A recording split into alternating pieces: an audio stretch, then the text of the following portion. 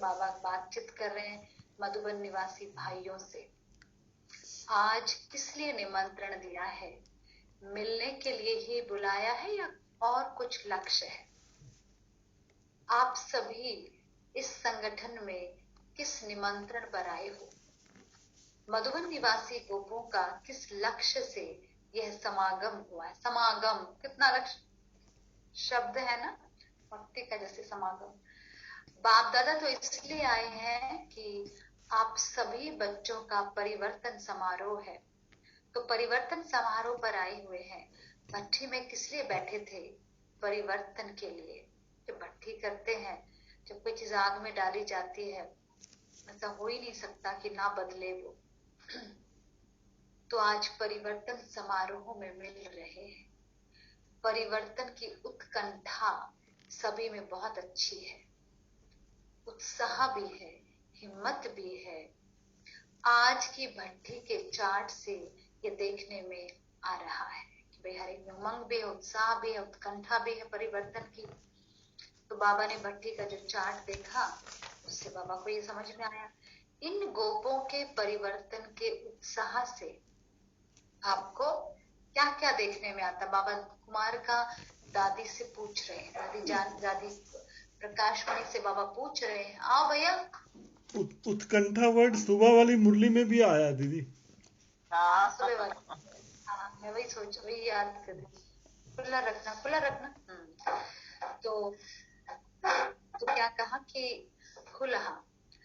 तो क्या कहा कि बाबा ने कुमार का दादी से पूछा, इन गोपों के परिवर्तन के उत्साह से आपको क्या क्या देखने में आता है? वाली है, होता है ना, बड़े बड़े बुजुर्गों से पूछते थे, देखो जरा आएगी क्या बारिश, है ना, उनको जैसे पूछते थे। और तो बाबा ने पूछा, जैसे गोपों के परिवर्तन के उत्साह से आपको क्या क्या देखने में आता है? इस परिवर्तन के उमंग से आप क्या समझती हो? परिवर्तन क्या पहचान देता है? तो सवाल बाबा ने पूछे। इस परिवर्तन का उमंग खास इस बात की पहचान देता है कि अभी देखो, अगर सभी में परिवर्तन का उमंग आ रहा है तो किस बात की पहचान है? बहुत अच्छी बात बताई बाबा ने कि अभी प्रत्यक्षता का समय नजदीक है। पहले प्रत्यक्षता होगी, फिर इस दृष्टि पर स्वर्ग प्रख्यात होगा, तब स्वर्ग आएगा। तो यह पहचान देता है प्रत्यक्षता की। तो परिवर्तन किस चीज की पहचान है? प्रत्यक्षता।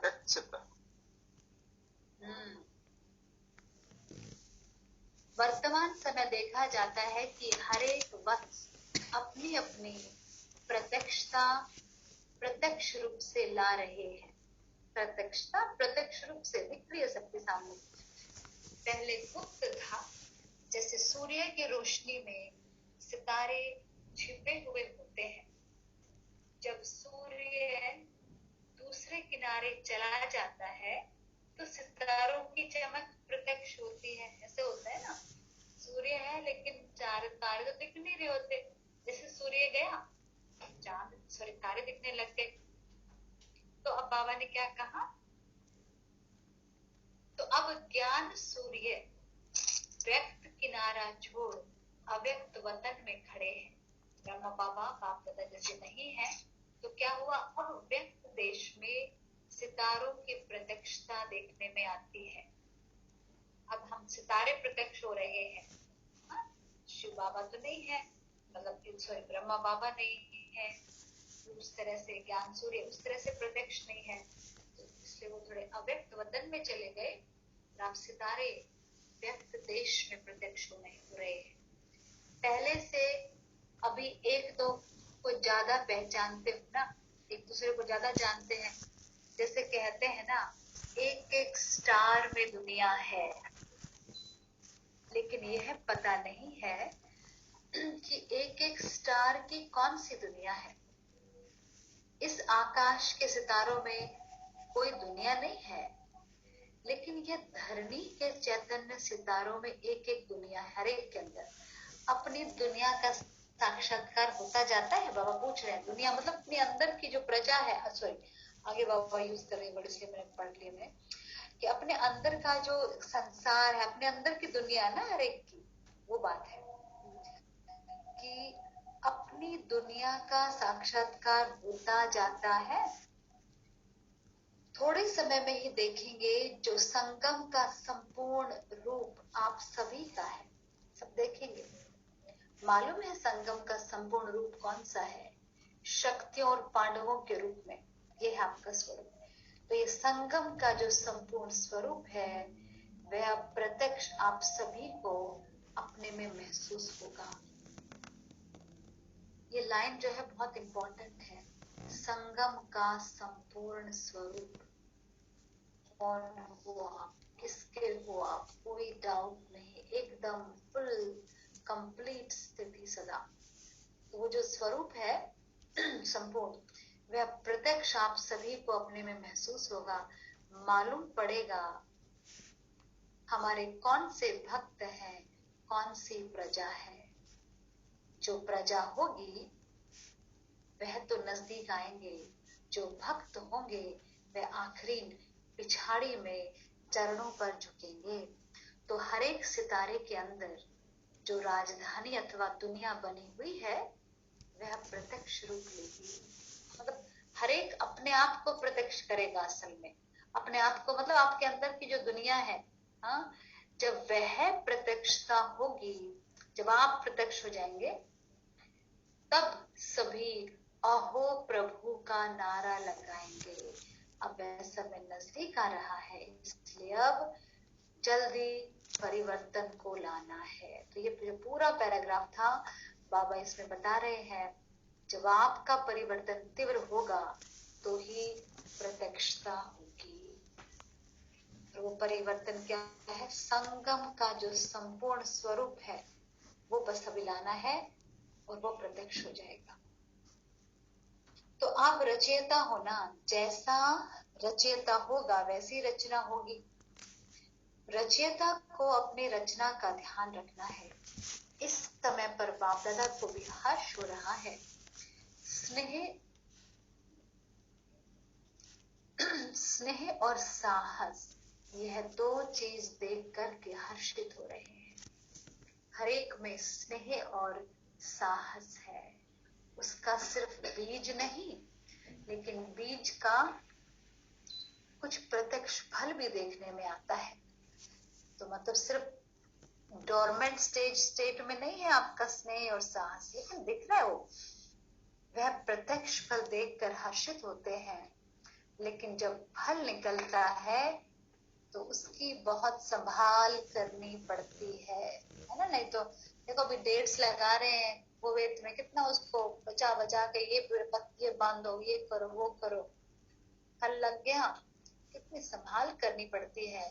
तो आप भी इस फल की बहुत संभाल रखना। मतलब जब ज्ञान में चल रहे हैं, आप में स्नेह आया, आप में साहस आया, आप आगे बढ़े, तो फल है एक तरह से, तो अपनी संभाल करनी है। क्योंकि जो स्नेह और साहस का जो फल है ना, सुनना भी ध्यान से सुनना, कान खोल के। तो आप भी इस फल की बहुत संभाल रखना, क्योंकि यह फल बाप दादा को ही स्वीकार कराना है। बाबा के लिए ही वो स्नेह हो आपका, बाबा के कार्य के लिए वो साहस हो आपका। लेकिन ये खबरदारी रखनी है, बीच में माया रूपी चिड़िया फल को जूठा ना कर देवे।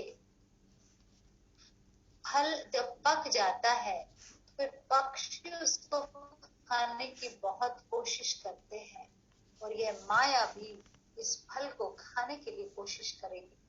फल का मतलब यहाँ पे वही है कि जब आप बहुत आगे ज्ञान में चलते हैं तो माया भी उसके रूप में आगे और भी पावरफुल होके आती है ना। ये सैन्य सार है, उससे रुस्तम होके लड़ने आएगी, फल पूरा पक गया, तो ये माया भी इस फल को खाने के लिए कोशिश करेगी। लेकिन आप लोगों ने किसके लिए फल पकाया है? तो संभाल भी पूरी करनी है। अभी अर्जुन फल निकला है पूरा पक जाएगा फिर स्वीकार करेंगे, तब तक संभाल कर लेते हैं। हल्के संभाल के लिए क्या प्रयत्न करेंगे? अब भाई आप अपने आप को बचाने के लिए, माया के वार से बचाने के लिए क्या प्रयत्न करने वाले हैं? आपको पता है ना, लास्ट में मैं बोलने वाली हूँ, कौन कौन करेगा? हाँ, ध्यान है ना आपको? रिवीजन।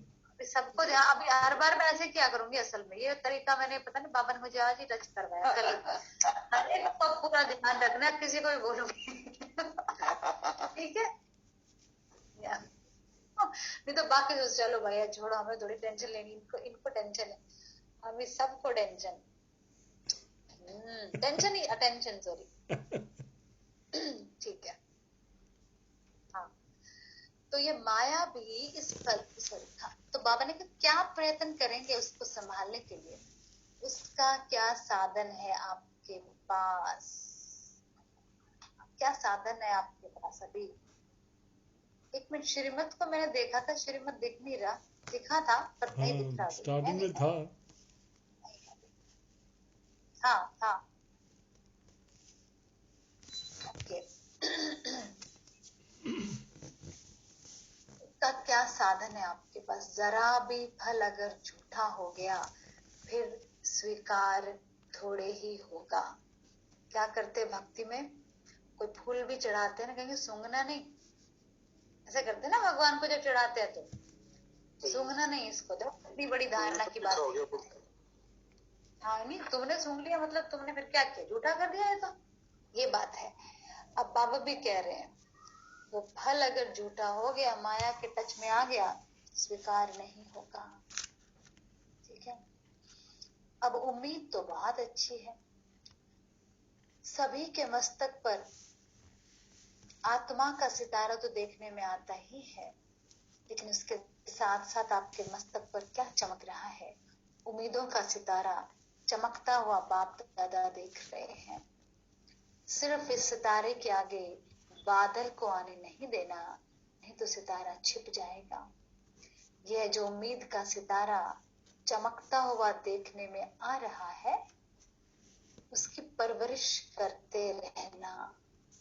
कभी भी कोई कार्य में, देखो ये बात है, सारी यहीं पर है इस मुरली का, कभी भी कोई भी कार्य में, चाहे स्थूल चाहे सूक्ष्म, एक तो कभी साहस नहीं छोड़ना, दूसरा आपस में स्नेह, साहस, साहस मतलब करेज, हिम्मत, लग रहा है आपकी तो कभी हाँ साहस नहीं छोड़ना, दूसरा आपस में स्नेह कायम रखना। हाँ, अभी आगे के लिए ठप्पा लगवाना है ना बाबा से, हमेशा ही साहस रखना है बरकरार, तो कभी साहस नहीं छोड़ना, दूसरा आपस में स्नेह कायम रखना। तो फिर पांडवों की जय जयकार हो जाएगी। जय जयकार के नारे सुनने में आएंगे। तो ध्यान रखो भाई, साहस और स्नेह सदा कायम रहे। उनमें से एक भी है ना और एक नहीं है, तो फिर वो संपूर्णता नहीं आएगी। सिर्फ साहस है, स्नेह नहीं है, क्या फायदा ऐसे रूखे सूखे साहस का? अब स्नेह है, साहस नहीं, ऐसे क्या फायदा ऐसे कमजोर स्नेह का? दोनों साथ साथ पैकेज है ये याद रखना। दोनों पंख चाहिए उड़ने के तो लिए। फिर पांडव, हाँ बिल्कुल बिल्कुल, जय जयकार के नारे सुनने में आएंगे। अभी तो कभी कुछ हो रहा है, कभी कुछ हो रहा है, जब जय जयकार हो जाती है तो नाटक समाप्त हो जाता है। फिर आप सभी को अव्यक्त स्थिति का झंडा दूर से देखने में आएगा। आप सभी की अव्यक्त एक रस, आप सभी की एक अव्यक्त एक रस स्थिति का झंडा सारी दुनिया में लहरता हुआ देखने में आएगा। देखो, स्थिति तो अच्छी हो सकती है, लेकिन जो बाबा जिस स्थिति को महत्व देते हैं वो है एक रस स्थिति। कभी खुशी कभी गम, वो स्थिति बाबा को पसंद नहीं है, लेकिन एक एक रस स्थिति। योगी की तो यही पहचान है ना। योगी मतलब क्या? जो दुख सुख मान अपमान सर्दी गर्मी ये वो निंदा स्तुति सब में एक समान वीजा एक रस। वीजा हो ना हो नो प्रॉब्लम। हाँ बिल्कुल, उसमें क्या और क्या, वो तो ही दोनों तरफ तो फायदा अपने ही हो रहा है। आप रह रहे अगर हैं बहुत ये तो बड़ी अपनी कंट्री तो है हाँ? भारत। कहानी आपने बताई है उसमें ये हाँ सब जी? चीजें हैं। देखिए आज की जो कहानी आपने बताई है हाँ उसमें ये सब चीजें हैं। आप एक रस थे। एक रस हाँ, उसमें कोई फर्क मुझे बिल्कुल, क्योंकि ना मैंने अपने आप को इतना ज्यादा तैयार कर लिया था पहले ही। वर्ड्स क्या होने वाला है, नहीं मिलेगा नहीं, चले जाएंगे, फायदा ही इंडिया में जाएंगे और इंडिया तो है ही बाहर अपना। प्लेनेट पे जा साहस भी था, साहस भी था, स्नेह भी था, इसीलिए स्नेह बच्चा मिल गया। नहीं ये मैंने महसूस किया है। जब आप परिणाम के डर के बिना काम करो ना, काम बहुत आसानी से। बिल्कुल बिल्कुल या और अच्छी तरह से। इसलिए कहा ना कि जब जब क्रिकेटर्स वगैरह होते क्या करते हैं, नहीं प्रेशर में आके उसने गड़बड़ कर दी, राइट? प्रेशर कि क्या सोचेंगे, क्या हो गया, क्या होगा, अरे कुछ क्या होगा, कुछ नहीं होगा। ये तो है, इसलिए लोगों का प्रोडक्टिविटी लेवल भी जीरो हो जाता है जब हर कोई सिर पे खड़े होकर देख रहा होता है क्या करो क्या कर रहे हो, इसलिए होता है ना वो प्रेशर। ये भी बात है। तो प्रोडक्ट का फिर ना अपने को परिणाम की बड़ी चिंता रहती है जब कोई देख रहा होता है, अरे अरे कैसे करो क्या करो। हाँ इसीलिए यार ये भी बात है बिल्कुल। इसीलिए वो ना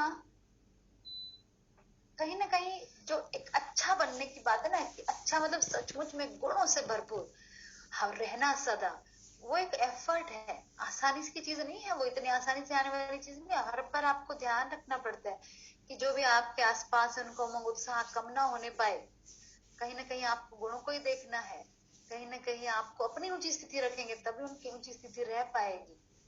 बहुत चीजें हैं। हाँ, सचिन तेंदुलकर जब ये मान लो हाँ, 70s में नॉट आउट होके नेक्स्ट डे के लिए जाते हैं, वो बोला मैं केवल लता मंगेशकर गाना सुनता हूँ, रात को जल्दी सो जाता हूँ और गाना सुनता हूँ, वो खेल के बारे में कुछ सोचते ही नहीं है। नेक्स्ट डे जाके सेंचुरी। इसीलिए तो वो टेंशन आजकल क्या है, सोशल मीडिया पे हर कोई ये कर रहा है वो कर रहा है ये कर, अरे ये अरे क्या ये मैं करूँ कि नहीं, ये सबसे सोचेंगे। बस वही है, ऐसा लगता है अपनी जिंदगी ना जी करके सभी की जिंदगी जी रहे हैं। वो क्या सोचेगा वो क्या सोचेगा वो क्या सोचेगा, दिन भर औरों का ख्याल, अपनी लाइफ औरों को दे दी हमने, अपने जीवन के लम्हे छोड़ो, अपने पूरे के पूरे दिन औरों के नाम कर दिए हमने, अपनी लाइफ जी ही नहीं रहे हैं। तो इसलिए भी मेरा खुद के लिए बहुत सारी एफर्ट है अभी पिछले कुछ समय से, कि ऐसे नहीं बुरा सोच रहे हैं, बट सोचना भी क्या नहीं, पूरा फोकस खुद के ऊपर। इसलिए वो ये भी मैं हाँ क्या बोलो ना, सचिन बोले थे वो कभी अखबार नहीं देखते थे, क्योंकि अखबार में ना काफी कमेंट आता, बुरा कमेंट अच्छा कमेंट, बोला मैं कभी अखबार दिखता ही नहीं हूँ। बिल्कुल बिल्कुल बिल्कुल, बात बिल्कुल यही है सच में। क्योंकि आपको पता है ना, लोगों का मनोबल सेनाओं का इतिहास में है, मनोबल तोड़ने के लिए सबसे जो हथियार जिसे कहेंगे कि राम हथियार जिसे यूज किया जाता था वो था अफवाह फैलाना, उनके मनोबल को तोड़ देना। बड़े से बड़ा महारथी धराशायी हो जाएगा, राइट? गलत चीजें कान में डाल दो बस सब खेल खत्म वहीं पे। इसलिए यही बात है ना, एक रस एक रस एक रस एक रस, समझ रहे हो? अरे एक छोटा कोट पढ़ा तो मुझे वो बड़ा इफेक्टिव लगा। मैं लिखा था कि अगर आप फेल हुए तो एक्सपीरियंस बढ़ेगा, अगर सक्सेस हुए मतलब सक्सेस कर गए तो क्या कहना चाहिए, कॉन्फिडेंस बढ़ेगा। तो दोनों केस में आपका तो कुछ बढ़ ही रहा है, घबराने की कोई बात नहीं। राइट भी ना, हमने कितना ज्यादा इस चीज को बड़ा बना दिया, सक्सेस और फेलियर को, क्या इतना ज्यादा दिमाग भर दिया बचपन से हमें, नहीं सक्सेस इतनी इम्पोर्टेंट है फेलियर नहीं। जैसे मुझे ध्यान, एक बार मैं एक बहन आती थी अपने सेंटर पे हार्मनी हाउस में, सबसे पुराने वाले में, इजिप्शियन ही थी वो, अलेक्जेंड्रिया की थी। उसकी बेटी का नाम था कर्मा, छोटी सी आती थी, छोटी सी बच्ची, 4-5 साल की ऐसी आती थी। उस लड़की को हमने एक स्पोर्ट्स डे टाइप कुछ किया था, वो भी आई। अरे एक बार भी अगर वो कहीं हार जाती थी, 4-5 साल की थी वो सिर्फ, वो लड़की पूरा पूरा क्या कहेंगे सब कुछ सिर पे उठा लेती थी रो रो कि मैं हारी क्यों। मैंने कहा आप इसको समझाओ थोड़ा, ये क्या है इसकी जिंदगी, ये क्या है इसकी जिंदगी में, तो कभी खुशी रहेगी नहीं।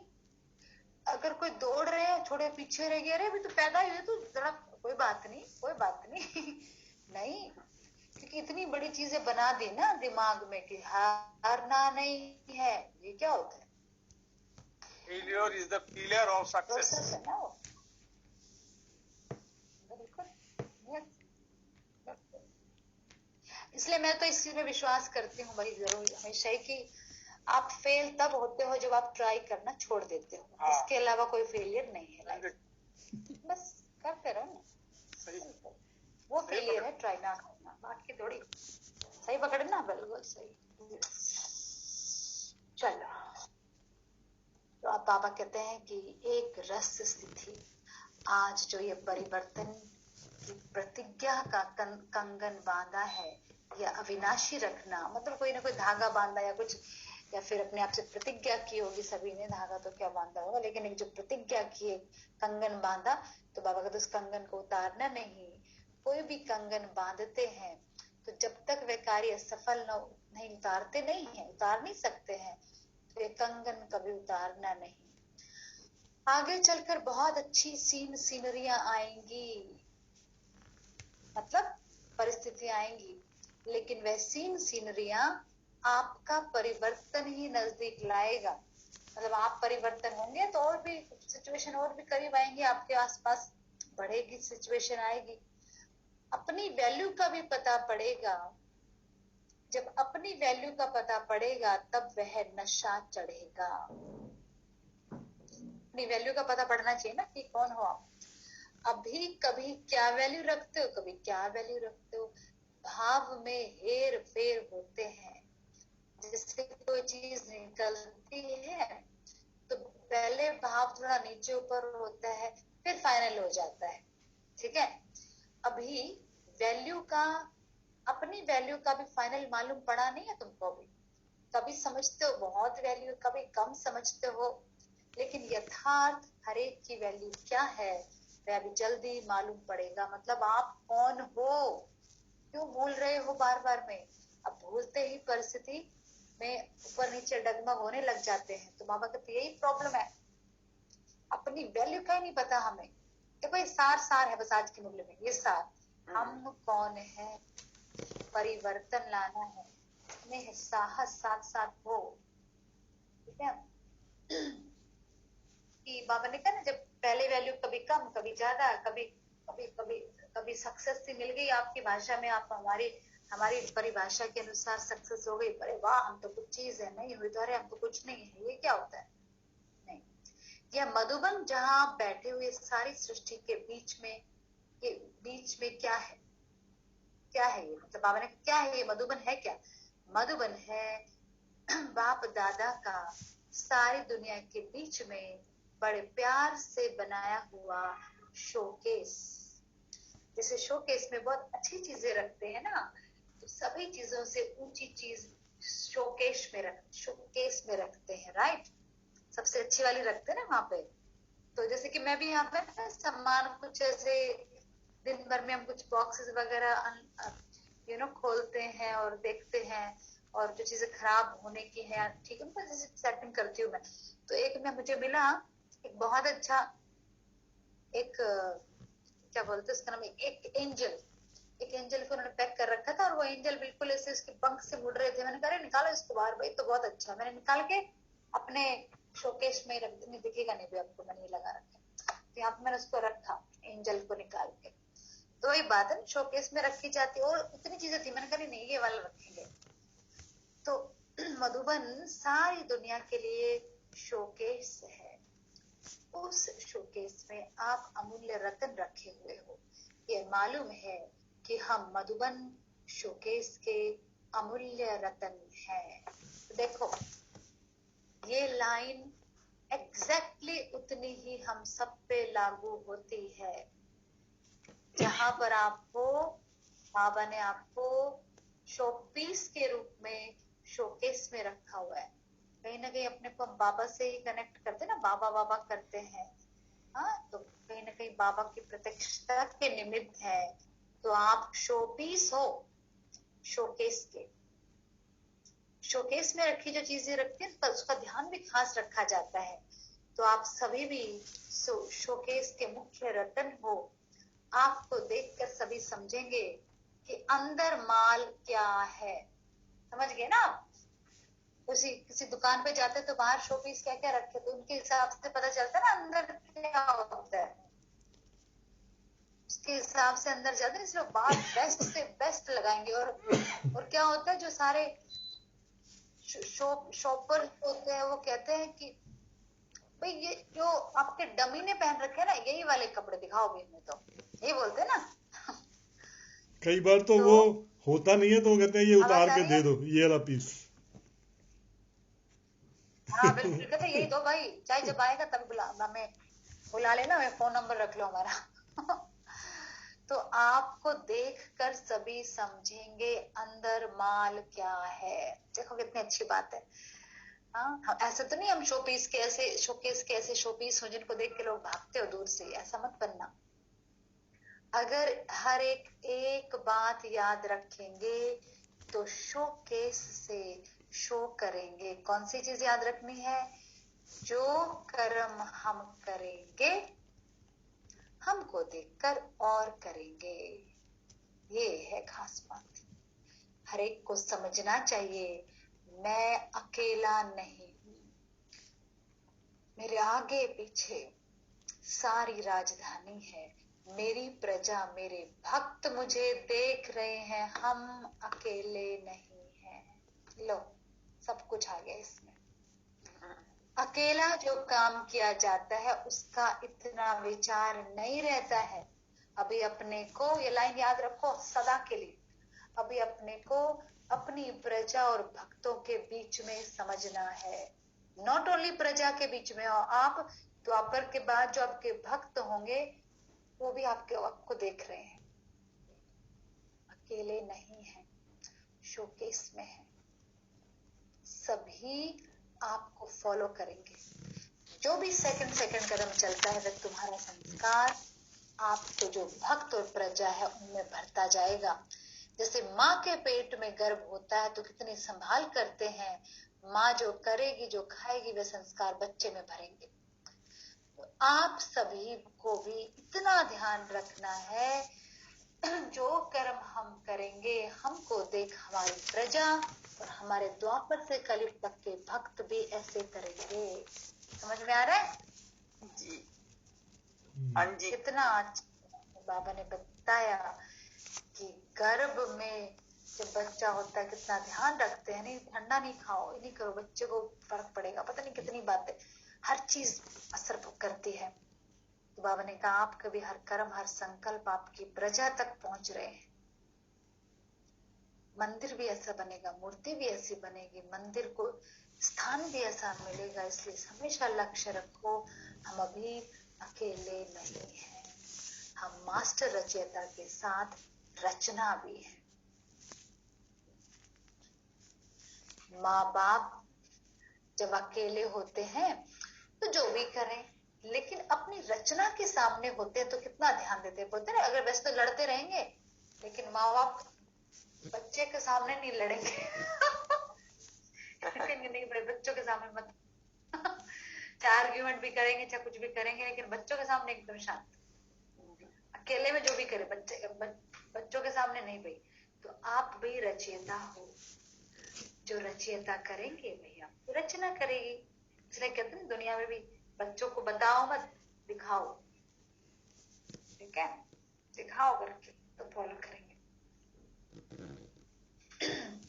तो जैसे आजकल चल रहा है ना एक वीडियो बहुत फेमस हो रहा है, एक छोटी सी बच्ची ऐसे बहुत ऐसे कुछ डायलॉग मार रही है और एक तो गाली भी दे रही है बीच में वो। हाँ, तो सारे लोग कह रहे हैं हाँ लगता है इसके माँ बाप के डायलॉग हैं सारे, वही सुनते हैं ना दिन रात। वही होता है, जो रचयिता करेंगे वही रचना करेगी। जब अपने ऊपर जिम्मेवारी समझेंगे तो ये लाइन भी पक्की याद रखना। जब अपने ऊपर जिम्मेवारी समझेंगे तो जिम्मेवारी पड़ने से अलबेलापन और आलस्य खत्म हो जाएगा। कौन सी जिम्मेवारी? जो हम करेंगे, हमको देखकर और करेंगे। हर एक सितारे को अपनी दुनिया की परख रखनी है। फिर कोई की छोटी दुनिया है, कोई की बड़ी दुनिया है। मतलब इसका अर्थ है कि भाई जो भी हमारे क्या कहेंगे, मतलब जितने भी लोगों के साथ हम संपर्क में आते हैं, जो भी हर कोई प्रभावित होगा, कम या ज्यादा या जो भी, तो वो दुनिया है। समारोह किया इसलिए जाता है जीवन भर के लिए यादगार बन जाए। यह समारोह भी इसलिए है, आज का दिन यादगार है। समारोह में निशानी दी जाती है, कोई ना कोई गिफ्ट दिया जाता है। बाप दादा कौन सी निशानी देते हैं? बाप दादा 2 बातों की सौगात दे रहे हैं खास मधुबन वालों को। शिक्षा तो मिली, साहस और स्नेह नहीं छोड़ना। सौगात क्या दे रहे हैं? नंबर 1, एक ही लगन में हर वक्त रहना। एक ही लगन में हर वक्त रहना, हमारा तो एक दूसरा न कोई। ये है आपकी सौगात मिल गई आज आप। एक की लगन में हर वक्त, हमारा तो एक दूसरा न कोई। दूसरा, इकोनॉमी में रहना। एक की याद और इकोनॉमी, बस ये दोनों है। ये 2 सौगात आज के समारोह की है, एक की याद और इकोनॉमी। कितना भी कोई अपनी तरफ खींचे, लेकिन एक के सिवाय दूसरा न कोई, यह मन की बात है। और इकोनॉमी है कर्मणा की। तो मनसा और कर्मणा दोनों ही ठीक रहे तो वाणी ठीक रहेगी। इकोनॉमी मतलब जो सही हो वही करना है ना, वेस्ट नहीं, जो सही हो वही करना है। मन में संकल्प भी वही, बातें भी वही, कर्म भी वही। हाँ, इकोनॉमी इस तरह से बाबा ने थोड़ा क्लियर किया आगे। इकोनॉमी है कर्मणा की, तो मनसा और कर्मणा दोनों ठीक रहेंगे, वाणी ठीक हो जाएगी। ये 2 बातें खास ध्यान पर रखनी है। जिसे साकार रूप में भी देखा ना कि एक लगन और इकोनॉमी। इसलिए याद है मंत्र कौन सा सुनाते थे? कम खर्च वाला नशीन। इकोनॉमी के साथ यह मंत्र कभी नहीं भूलना। कम खर्च में बहुत सारे, क्या बोलते हैं इंग्लिश में, क्या है ये, ग्लोरीफाई द फादर, ऐसा कुछ है इसमें। कम खर्च वाला नशीन, इकोनॉमी भी हो साथ साथ। जितनी इकोनॉमी उतना ही फ्राक दिल भी हो, बड़ा दिल भी हो। फ्राक दिल में इकोनॉमी समाई हुई हो, इसको कहा जाता है कम खर्च वाला नशीन। मतलब ऐसे भी ऐसा कंजूस टाइप भी नहीं बनना आपको, इकोनॉमी भी रखनी है। तो ये दोनों बातों की जैसे कि बाबू का बैलेंस रखना है। ठीक है जी। तो 1 मिनट की और बोली है आप। हाँ जी, आप और सभी से एक्स्ट्रा भाग्यशाली हो। क्यों कहते हैं ना, जिसके घर में बहुत मेहमान आते हैं वह बहुत भाग्यशाली होते हैं। तो तुम एक्स्ट्रा भाग्यशाली होगी, सभी से ज्यादा मेहमान तो यही आते हैं।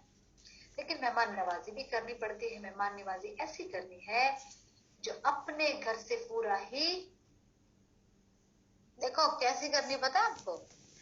क्या डायलॉग मारा बाबा ने, मेहमान नवाजी ऐसी करनी है जो अपने घर से पूरा ही मेहमान हो जाए। समझ गए? समझ गए? क्या समझे?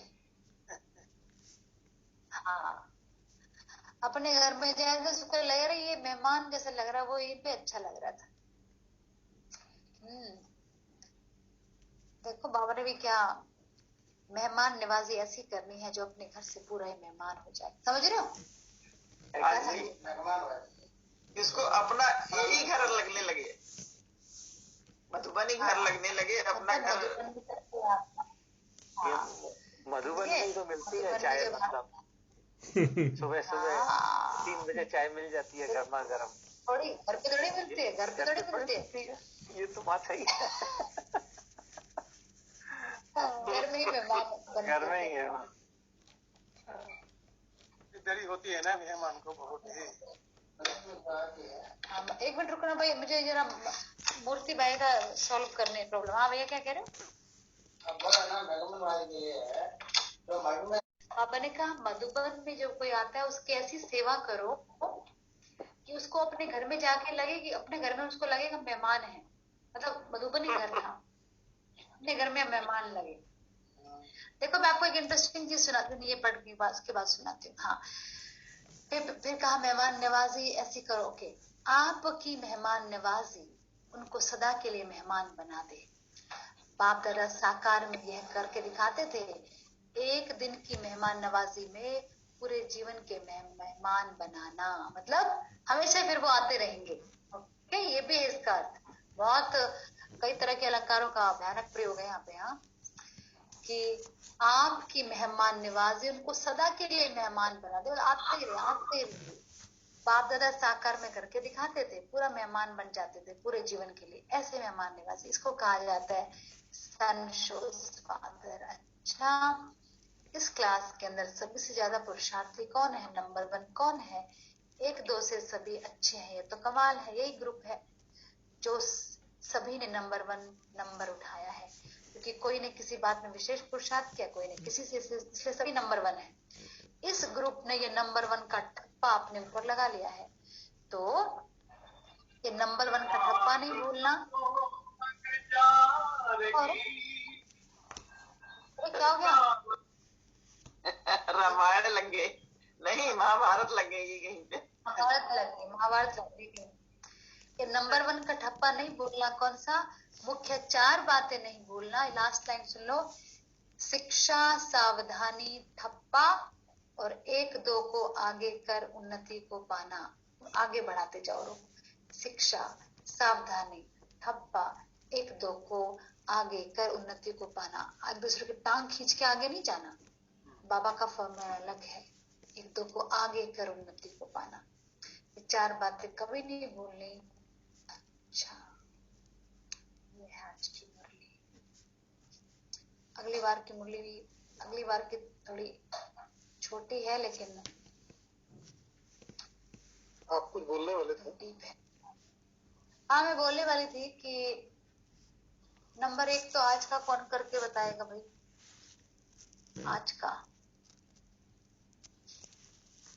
आज का होमवर्क मैं कर लेता। गोविंद जी ने किया है, आप करोगे? ओके, चलो करो भाई। जो ओटिस हो अर्जुन जो कहेगा उसको, तो उसका तो फायदा ही फायदा है। ओके, स्वामी भाई करेंगे अभी। देखो, मैंने अपने ग्रुप में देखा है, जिन जिन की मुझे हैंडराइटिंग देखने को मिली, हैंडराइटिंग सभी की बहुत जबरदस्त है अपने ग्रुप में। मैंने 3 लोगों की देखी अभी तक। पवन भाई की देखी है, स्वामी भाई की देखी है, गोविंद भाई की। तीनों की बहुत खतरनाक हैंडराइटिंग है। पवन भाई ने, जबरदस्त।